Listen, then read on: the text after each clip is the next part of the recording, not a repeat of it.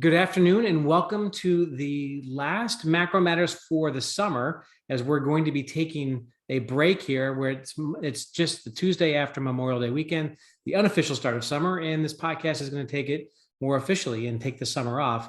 But before we do so, we have a couple special topics to cover. We want to initially dig into the cannabis industry with Lotta and her new ventures. And then we want to kind of go around the table and talk about what we expect or what we're looking for over the summer. So joining me, my name is Rich Excell. I'm a professor at the Gies College of Business, and joining me today, as usual, is Lotta Moberg, now the founder and co-CIO of Vivify Ventures, and Tony Zhang, my fellow professor at Gies College of Business. Welcome to you both. Thanks for joining. Thanks for having us. Hi, Rich. Hi, Lotta. Definitely, it's a very both a little bit pity, but exciting at the same time. That when we say that actually the last episode by the summer, apparently feel very glad that we have been able to generate lots of contents, and I feel very good. For Lotta to make such a great move, and today feel honored to be able to discuss this like a very exciting industry that Lotta is pursuing for the future. Yeah, very exciting for sure, and it's a big move. And so Lotta, we want to dig into that first. So first of all, why don't you tell us what you're going to be doing at Vivify, and then we'll branch that into maybe a broader discussion of the space. Sure, thanks for this opportunity. Yeah, we're starting up Vivify Ventures, which is going to be a private credit and private equity firm investing in the cannabis space. And this is, I'm co-founder and co-CIO together with Brian Singer.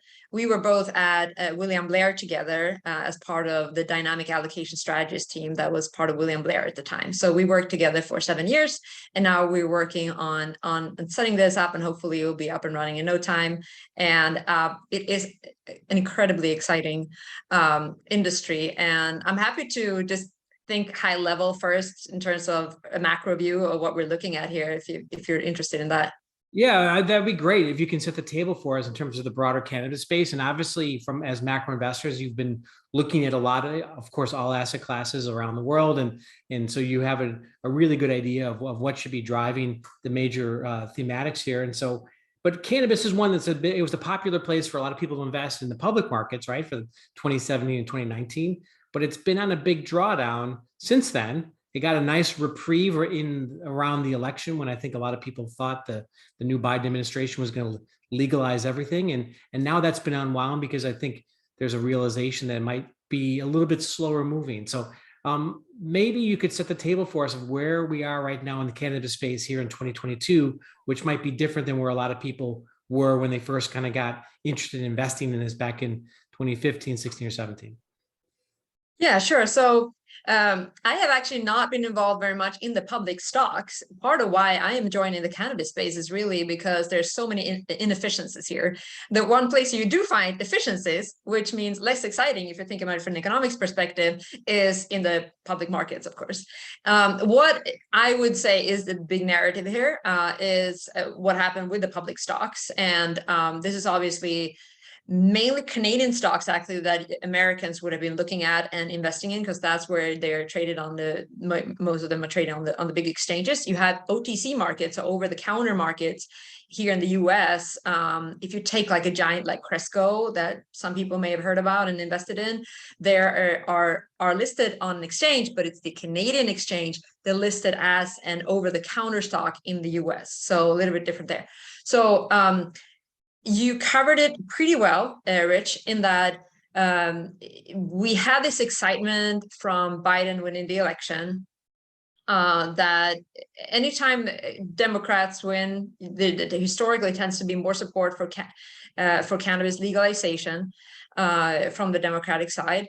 And that kind of created its own momentum effect. A lot of these companies in the cannabis space who are public or trading somehow in a liquid form got flush with money. They could make so many investments. They grew, it becomes a virtuous circle. And that is often sometimes what we call kind of a little bit of a bubble. So there was a lot of investments in several companies, as I understand, that weren't, as marginally as efficient than you could have hoped for a long-term sustainable growth. And after a time, why do these things turn around? Well, there was a realization from some quarters that there wasn't as much profitability that people would have liked to see, perhaps, as well as the realization that things might not be moving that quickly from the Biden administration. So where we are now with that, I would say, does that spell the end of cannabis? Definitely not. I think that as we're thinking about this going forward, we want to talk about where the market as a whole, in terms of the actual on the ground consumer base, what that's going to look like. And I'm certainly very optimistic about that growing. But if I kind of take a little bit of a step back, when I think high level, I am an economist after all. And when I mean high level, I mean, what is actually, when are the discrepancies between supply and demand in a market? I have been for 7 years in markets that are really, really efficient. Macro is what everybody talks about. And I think it's really important to cover macro. We're covering it here. We think that everybody should be thinking macro because it's very important for everyone to incorporate macro thinking, and that can give you an edge in whatever field you're at. Macro in itself, you can be really good, but it's hard, and it's the most efficient thing kind of you're at. Efficient sounds great. It's good for the market itself. Not so good when you're trying to exploit inefficiencies. Anything that has to do with fundamental value, right, is this philosophy that there is a fair price. And my analysis tells me that the price is not right. There's a gap, and I can ride on closing that gap. And the more efficient a market is, the harder it is to find those kind of gaps. And when we're talking about the whole, there's a really broad, interesting field of entrepreneurship and economics. And again, just to be the academic here, because I always will be, there are two kinds of entrepreneurships. There's the Schumpeterian entrepreneurship, where people often think about like inventing something completely new. Nobody knew that they wanted a smartphone. Nobody knew in the beginning of the 1900s that they wanted a car instead of a horse and a better cart and all that. That is actually a very unusual form of entrepreneurship. Most entrepreneurship that you see around you is what's called Kirchnerian entrepreneurship. And that is just what we can also think about as alertness. You find opportunities where there are discrepancies between kind of supply and demand, and you see that the price is not right. And you see, I can jump in here and take the opportunity to exploit this. That is what I'm doing now, is what I'm trying to say. It is not necessarily that you have to be the inventor of the next big machine that nobody knows about. That's not going to be me. It's finding the opportunity of, oh, there's so many people who want capital here. There's so many people who want to provide capital. And it's a bit tricky to both have the connections and to be able to figure out how to put these people together when it's highly regulated, a lot of inefficiencies, but that's also where the opportunities lie. No, that's a great layout, and they'll tell us how the whole industry is, et cetera. And I want to dig a little bit into the regulatory side of it. But before we do that, Tony, I know Lotta's going in the private markets now, but we were started by talking about the public markets, and you're an expert in the public markets. And maybe you can talk to us a little bit about, the public cannabis stocks that we've seen. Is there, what factors will we might want to be looking at in terms of these stocks, or really for any early stage companies? Because that's ultimately what these are. That's certainly the ones that have come public. Is there some sort of a life cycle that these early stage companies go through? Yes, Rich, you actually asked a very great question. Before we actually dig into that, I would actually like to touch base what Lotta just say. I think one word from Lotta's comments is excellent. It's called inefficient, right? Inefficiency.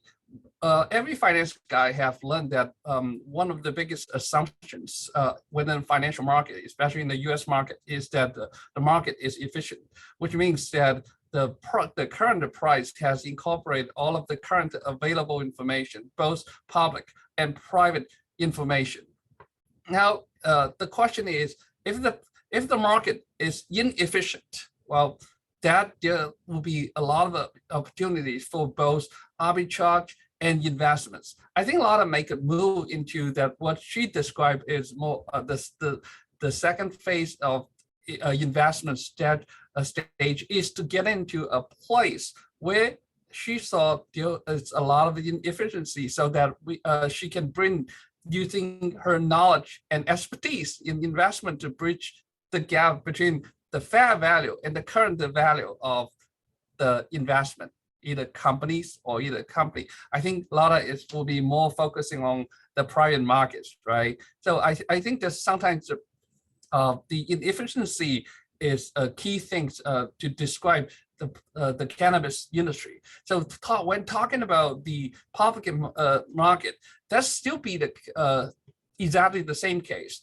Well, one thing that we can notice that many actually the cannabis companies, especially publicly one, being traded in both Canadian US stock market and US stock market, well, they have relatively less liquidity than the other stocks in general. Just there are a few reasons actually behind that. Well, as every people knows that the reason public companies being listed because they want to get accessible to a pool of capital, right? This is I need investment, I need capital to make the company or make the business operation ongoing. So to get access to the capital market is very critical for the cannabis companies to continue their operation. Now, that's actually led to another big scenario right now is many actually public cannabis companies don't have deposit cash flow, which means they have to keep burning the cash either by borrowing and lending, or either by raising the capital from investors, either private investor or public investors, right, Lotta? I think that's in general a big why you actually might want to get into this industry. I think this is a lot of things to be discovered over there. Now going because the cannabis companies, they don't have a lot of positive cash flow. So one major concerns for us to actually, especially for the professional to give the fair valuation is very, very difficult, is that they have to maybe map this cannabis company just as other early stage company, like the one we having talked about in the innovation company, mainly in the ARK investment or like crypto company, Web3 type company. They don't have the cash flow. Now, the one that we can add few factors that we typically utilize for professional to look at such kind of company will be either the price to sales multiple, or either might be just looking at the some kind of a gross profit margin. Now this and the other major factor will be the growth rate, especially the sales growth rate. The sales growth and also the profit margins are two major type of quantitative factors to evaluate the company in this type. And cannabis company has similar shared common features with most of the companies in this early stage. There's a lot of opportunities over there, apparently due to legal issue, regulatory constraint. One major hurdle, I think, for the lots of cannabis company is cannabis is still by itself is not federally legal in the United States, right? It's legal in the Canada, but it's still not in federally legal in the United States. So that actually regulatory constraint is what we call is also we can use as one type of risk factor to gauge. So how do we evaluate this? Have a lot of factors or issue to be involved. I think that's a general description about the cannabis companies in public market. Yeah, so you touched on a lot of things there. I won't remember them all, but one thing is just where the opportunities in terms of like where the capital goes and where it can go, because of the context of the public markets being so weak, the interest in the private space in making equity investments has declined a lot. A lot of the capital that goes into companies now that are private are in credit. And a lot of that credit in turn is also in a lot of real estate focused ventures. And the reason is because there's a lot of entities out there who are happy to be exposed to cannabis without wanting to lend or invest in companies that are touching the plants, so to speak. So what companies often do is either they can set up subsidiaries where the actual facility that they have is like it's the real estate company, and then they are then renting out the facilities to the cannabis company. There's a lot of sale leaseback arrangements and things like that. So that's where in a way where a lot of opportunities are, because that's where there is the supply, but the demand is quite different. There's a lot of demand from companies to get private equity, as well as a lot of involvement and assistance and advice and stuff like that. So a lot of hands-on venture capital or like private equity generally investment is certainly there's certainly opportunities there in terms of what companies are looking for. And then when we think about, there's certainly companies out there that are quite that are profitable, but this is where the inefficiencies come in, right? When we think about supply and demand, we think of this kind of equilibrating thing that goes around like this. Here, where the supply and demand kind of goes like that, and it's all growing and it's all going upwards, and we kind of don't know where it's going to land. And there are several things that Tony touched on that is still to be resolved. We have no idea what the market is going to look like. We don't even know like where the components in cannabis that make you high versus the one that do not make you high, which is to throw a couple of acronyms at you, is THC is generally one that gives you this buzz that goes to your head. And the CBD is more what we think about hemp, which is low in that the THC one, meaning you don't get high, but it has medical and to a certain extent, some calming effects. We don't know what kind of products are going to be out there that people are going to use them. You see, because CBD is, which is the non-mind altering one, because that's legal across this federal lines, you have that has become a bigger market, and people put it in creams, they put it in various things, and drinks and all kinds of things. And where the market for the mind altering one can go, we haven't yet to be seen. I personally think that there's a great opportunity out there to replace some of our unhealthy alcohol habits by next time the three of us go out at a bar, I'm going to order a THC margarita, okay? And instead of that bitterness that I'm getting from my favorite mezcal, I'm getting it from the THC instead. Much healthier way. I'm actually not going to wake up next morning with a headache. We don't know though, like how big is those kind of markets? How are we going to consume it? So there's a lot of like opportunities out there. Now with the federal legalization comes a possible completely different landscape in two ways. One is of course that you don't have isolated markets. Right now we can think of kind of the US pre-United States, just different states, and they all have really big tariff boundaries. It's so big that you cannot sell across borders. When you get legalization, it remains to be seen how that gets resolved and how long it will take. But one thing that is going to change as well as just kind of integration across borders possibly, is the taxation of it. So right now, because if you are an illegal substance, which is still labeled, you're not allowed to deduct a lot of your expenses. So if you remember your CFA kind of level 1 accounting, you have the revenues on the top, and then you have the COGS.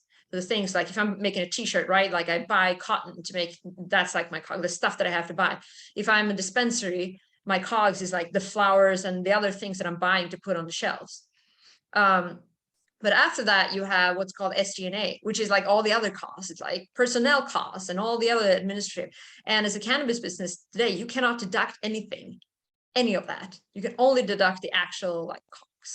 So that becomes really expensive for a lot of companies, especially if you're like a dispensary, because like the personnel costs and all that is really high.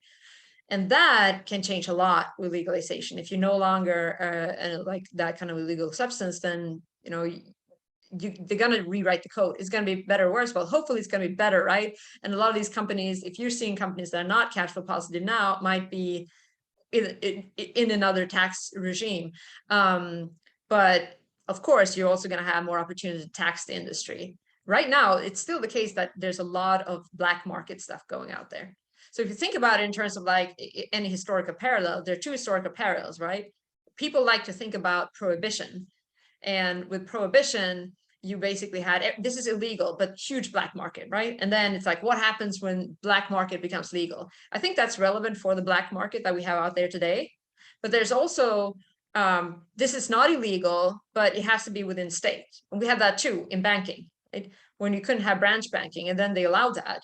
After they allowed branch banking, you also had you had giants emerging and stuff, like a lot of small players died. That's what we're going to expect here too. A lot of small players will either die or get bought out, which is, could be fine in terms of if you're an investor and get bought out.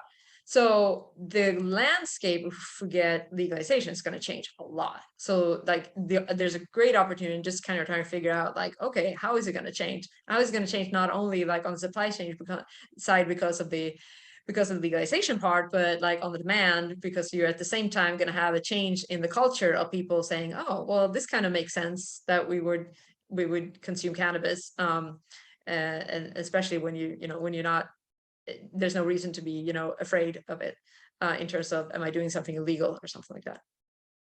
So how many of these inefficiencies that Tony referenced and that you just kind of brought up as well come from the fact that it's almost a regulatory inefficiency versus inefficiencies in how companies are operating their businesses, et cetera? So I guess what I'm trying to get to is what is most exploitable? Because for instance, if we look here just in the Midwest, it's legal even at the recreational level in Illinois, but it's highly regulated, right? There's a finite number of growing licenses, there's a finite number of dispensary license. It's being held up in court right now, et cetera. But then you go into Michigan and it's the Wild West. Anyone can open up anything they want. And that's kind of what we saw in Colorado, which was kind of the Wild West, but then it was much more regulated in other states, maybe even California. But so we've seen really different outcomes in those different states because the states themselves have had a different approach to how they wanted to legalize it. So is that where the inefficiencies are now? Or is the biggest inefficiency really from the need to go or the catalyst of the federal legalization at some point, which has been in the works for quite some time, but we don't know when that will happen? I think that if you think about it within each state, because there are separate universes, it's hard to say that the fact that they're different makes it inefficient. The inefficiencies there would come only from the fact that it's a little bit, if you want to work in different markets, you have to have an extra cost in learning the different legal schemes. It's certainly not the case that in Michigan, you can just set up you certainly do need licenses, just more licenses and maybe easier and cheaper to get. I know, I don't mean to say you need a license, but they're much more in Michigan, Colorado, Washington. The licenses are much more easy to come by. In Illinois, they're few and far between. I think what makes this exciting now is that there's this gradual kind of loosening of the restrictions, so you can do more and more. For every loosening, you get more ideas, and for every idea, you also get more impetus for legal change on the state level, because then you get like the pressure and stuff like that, and people in power see the opportunities to tax it in industry that looks bigger and all that. So I think it's certainly, like, for sure, like if we didn't have the legal restrictions, we would be in a world of more, much fewer opportunities that way. Like we would have found our way to a market that is more like functioning, for sure. And I think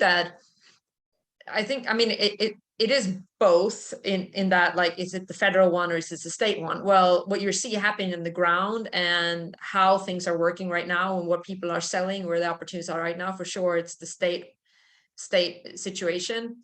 But at the same time, it's like, why does it seem like some people want to invest in companies even if they're not perfectly placed in the world of today? Well, it's because we know things are changing so much. both in state level, but for sure, the big bazooka, right, is the what if something would happen on the federal level so that everything suddenly changes and you all of a sudden want to grow where it's more beneficial in terms of the climate, as opposed to having to be in the state where you're going to deliver the goods. Totally fair. So Tony, I want to bring you into the discussion. I know you're not a cannabis expert, but again, you looked at a lot of markets.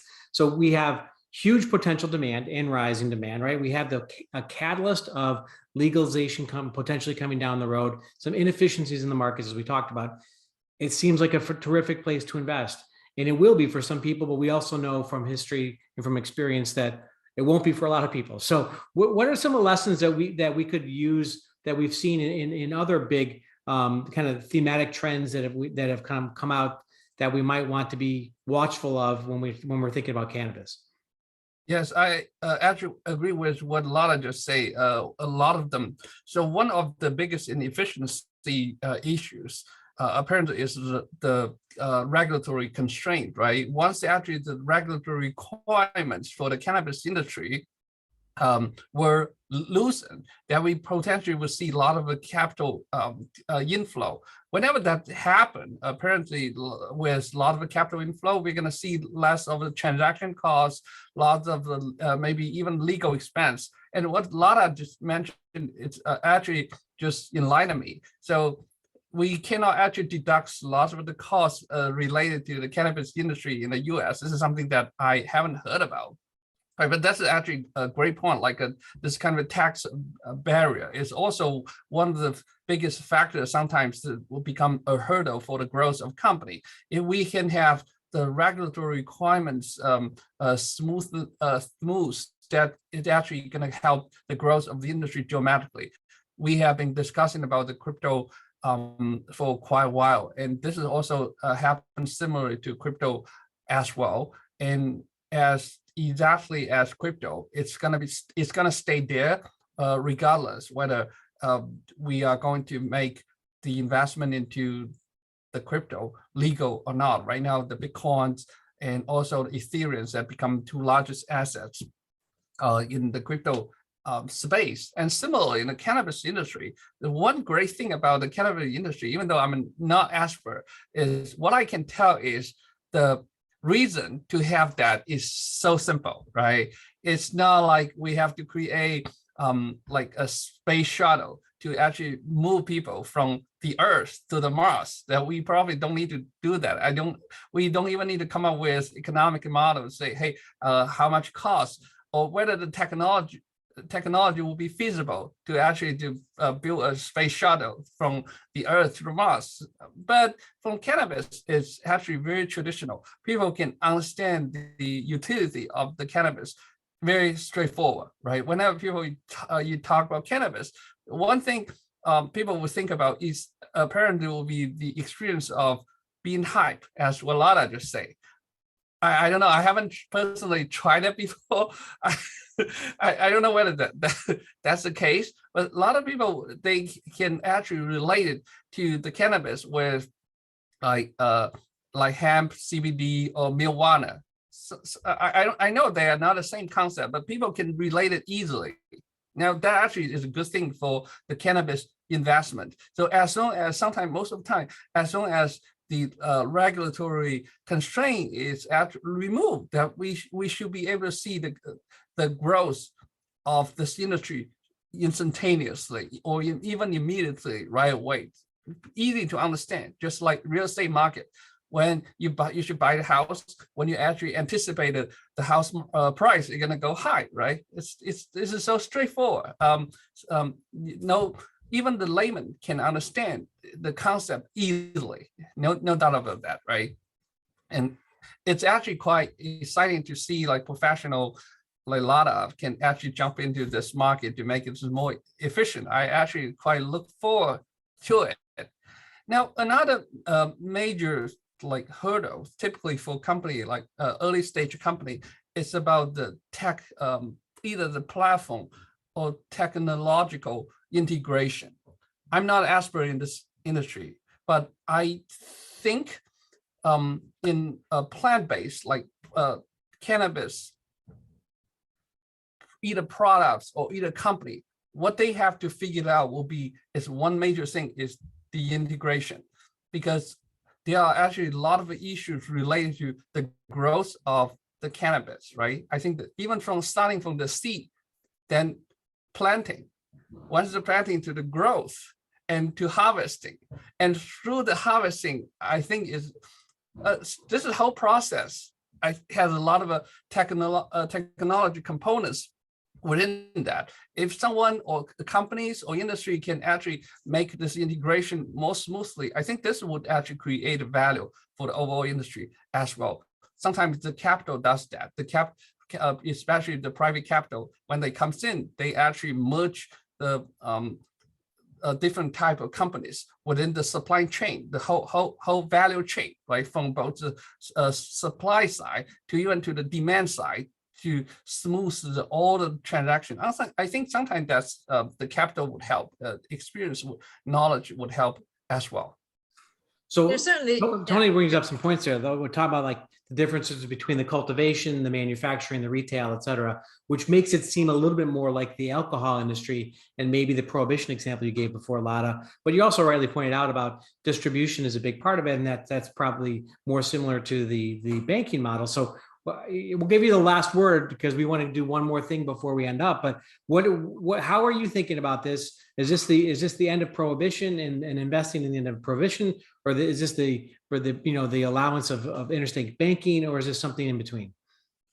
So there's certainly just a couple of things that Tony said. Like there's certainly a lot of ancillary companies that sprouting up now in terms of providing services for cannabis companies, and that's also where quite a lot of the capital is seeking to go. That is, instead of plant touching, like data solution management, inventory management. This is a world where it's like remarkable to see how grown-up men become like enamored with a flower. And it's a little bit, it's like, yes, they're really trying to perfect it, there's so many different segments, whether you want the perfect kind of luxury version, or you just want it to be good enough so you can chop it up in a gummy without having to label what's actually in it. Rich, as you say, like we're talking about a combination of the end of, and I wasn't clear before, you have the end of bank, the prohibition of banking branching, as well as the alcohol prohibition. I think that if you look at each state, basically what you want to do is look at each state and see how much of it's a black market versus how much a legal market. And that is how much it's prohibition, alcohol prohibition versus more the banking branching, because the bank branching thing was, as you know, like it's all legal. It was just that you had to do it within the state. So that was the difference. And I think that they're both valid. I just think that most people try to focus only on like alcohol prohibition because it's so similar, right, to what we're looking at here. So yes, we should change topic. To conclude kind of what we're looking at here, I think, take a step back, or just kind of think about what we're actually talking about here. Just like Rich said, you can think about going to the moon, you can think about crypto. This is not inventing something that doesn't exist. This is not assuming that something very intangible is going to be favored forever. This is a product that people are using today. There's a big medical use for cannabis. One of the demand side growth is going to come from actually the allowing people to do research, because there's a lot of impediment of like, you can't get funding for research now because it's not legal. But there's a lot of claims about medical benefits that people can't substantiate because they're not allowed to do the research now, or they can't do the research. So that's going to come along, and I think that's going to be open up a lot.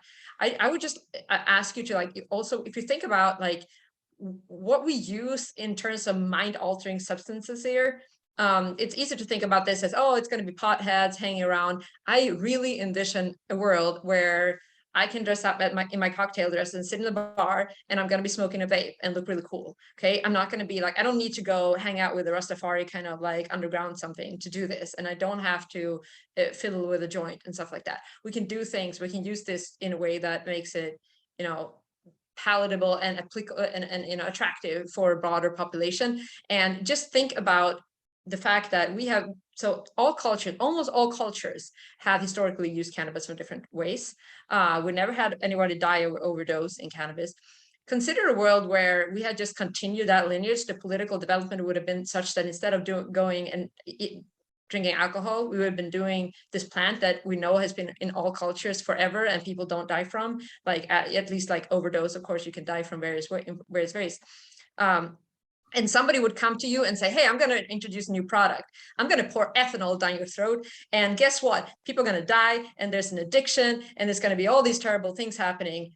Would any regulator like allow this? Like if we would go from cannabis to alcohol? I don't think so. And I think that it's also always a culture shift, but I think we're going to see that culture shift happening. Okay, so I'm really optimistic about that, and think about the aspects in which they can change our culture. And I think that's a lot of where the opportunity in investing also lies, in terms of thinking forward in that way. Okay, and with that, we want to switch over to also forward looking. Knowing that it's a bit sad for the summer here, we are taking a break. People are going on vacation. The staff is going on vacation, and no editing for a while in our videos. So we'll jump into our forward-looking views to the summer. Then, do you want to kind of frame this conversation, Rich? Sure. I mean, I'd be happy to. I mean, to me, if I would think about what we want to think about in the summertime, and everyone's looking to go on vacation, right? There's a lot of pent-up demand for summer travel, et cetera. We're seeing that. We're already seeing that. You see that it reflected in the airfares, et cetera. For me, there's two things that are critical as we think about this summer and what I'm looking at the most. One of them is, here we are on May 31st. We're going to get it to the number tomorrow on June 1st, but the ISM number, because ultimately when there's a consensus building that growth is going to be slowing, but not going to recession. And if we look at historically the empirical returns of stocks, when we're in a period of the ISM either rising or falling, or above or below 50, there's a very, very stark difference in returns if the ISM is falling, but still above 50 or falling below 50. In fact, the only time you get negative returns is when the ISM is falling and below 50. If it's below 50 and rising, you actually get positive returns.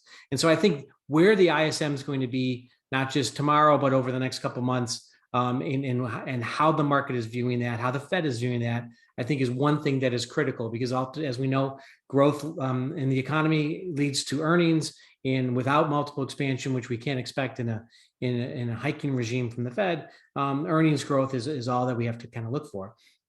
But I think one other thing that's important to look at is real disposable income. And that really kind of speaks to how much this inflation is affecting consumers in terms of, are their wages keeping up with inflation? How much money do they have to spend, et cetera? But I think there's another reason why it's really important, is that it's one of the most well-followed indicators in terms of predicting elections, and where that number is 3 or 4 months before the election is critical for determining election outcomes. And so I think, for reasons of the economy and for reasons of what we can expect to see come November when we have midterm elections, that real disposable income number is another one that I'm going to be keeping my eye on. And I think it's a situation where we just we want to watch. Of course, everyone seems to be in a large bit of consensus in a lot of assets right now, and so I think we all know in the summer markets tend to get a little bit less liquid because there aren't as many people at work, and so we just have to be very, very careful that small changes in opinion can lead to wider swings in asset prices, and so a lot more volatility. And so that's something to be wary of. But I wonder what Tony thinks about this too. Yes, before giving my opinions, I actually like to maybe provide one additional comment on what Lotta just said about the cannabis industry. Apparently, the legalization, as what we have all believed, it will be a big hurdle. But any regulation or legalization of the cannabis industry should actually keep the cannabis out of the hands of youth, right? It's not actually just to give those kind of young children to actually get high. And the other thing is definitely should protect the public health and safety. And definitely those will be two major concerns when, from an investor perspective, to looking at the legalization of cannabis industry or any legal action over there. The other thing is talking about the going forward in summer. I agree most what Rich just saying, especially in the summer. Typically, the liquidity is very, very low compared to the rest of the year, but one great phrase I think a lot of people would know is sell in May and go away. And we are very fortunately, right? Today is the last day of May, the May 31st. So this is the May is done. And we should probably proceed into the summer with, I think, less of liquidity. At the same time, by watching over any regulatory action from the central bank, what happened is that they understand exactly what their action actually has caused the tension within the financial market. The distress within the financial market is actually very tense right now. They completely understand that. The next step people are watching very closely is whether they will continue to take even hawkish stance. Everything we know is, for instance, like President Joe Biden is having a conversation with the chairman of Federal Reserve today to talk about like going forward. Should we actually take more hawkish stance to actually contain the inflation here? As for market participants as well, there's something that we watch very, very closely. Everything that we have discussed in the past Macro Matter series episodes still, I think, remain valid. For instance, the supply chain issue hasn't been resolved yet. Can it be better going forward? I think it requires the collaboration between the governments from multiple angles. I think it might involve with the US government, it might involve the administration in China and other European countries. Geopolitical risk remains still very high, right? The tension between the Ukraine and Russia still very high. Would they actually make a peace deal? Something that we don't know, and it could the situation could be escalated. If it got escalated, people talk about, well, the crazy thing would be the nuclear option. Whenever that happened, this will become something, a disaster to everyone living in on this earth, right, on this planet. So a lot of the things that I think investors still need to be watching closely going into the summer. Now, the major thing here is still I think the rate policies adopted by the central bank. That's everything that I want to comment. What do you think, Lotta? I mean, you're obviously feeling pretty confident about the markets because you're going into an illiquid part of the market. So you must be more upbeat than Tony and I. Well, actually, I do think that if it's hard to find great prospects in the regular markets, that's when you want to seek out alternatives too. So it doesn't mean that this is not a bet on the S&P for sure going into cannabis. I think that we are right now seeing what it looks like when the Federal Reserve and other central banks too, for sure, put themselves in a bind by avoiding any market downturn as well as any economic downturn by printing more money and cutting rates. And at some point, you end up in an inflation environment and in a recession at the same time, right? We have one quarter recession. Let's see what we'll get in the next, right?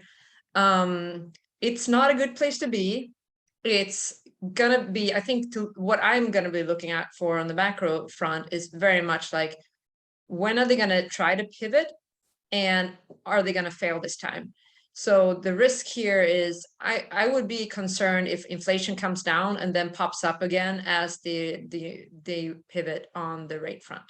And it's going to be kind of an expectations game, right? That people are like, oh, well, they weren't gonna fight inflation. And that's when the central banks are really in a really tight spot. I mean, we've seen some horrific inflation numbers coming out of Germany and the UK lately. And I think that what I would look out for there in terms of being quite concerned is whether this is the moment where they're going to have to unwind a lot of the malinvestments that have occurred. We are living through a lot of distortions that came about from the pandemic, but more so came about from the rescue from the pandemic.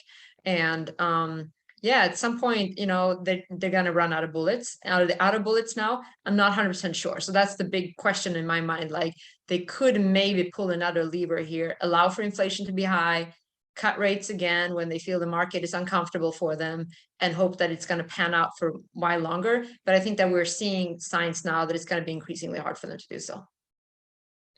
That's terrific. Well, on that note, that concludes our Macro Matters for May 31st. And for the spring portion of Macro Matters, we'll look forward to coming back in the fall and keeping more abreast of what's going on with the world of macro and what matters. So everyone, thank you for listening. Thank you for watching. Please like and subscribe and share if you like it. And we look forward to catching up again with you again in the fall. Thank Thanks, you. Have a Lotta. good Thanks, summer, Tony. everyone.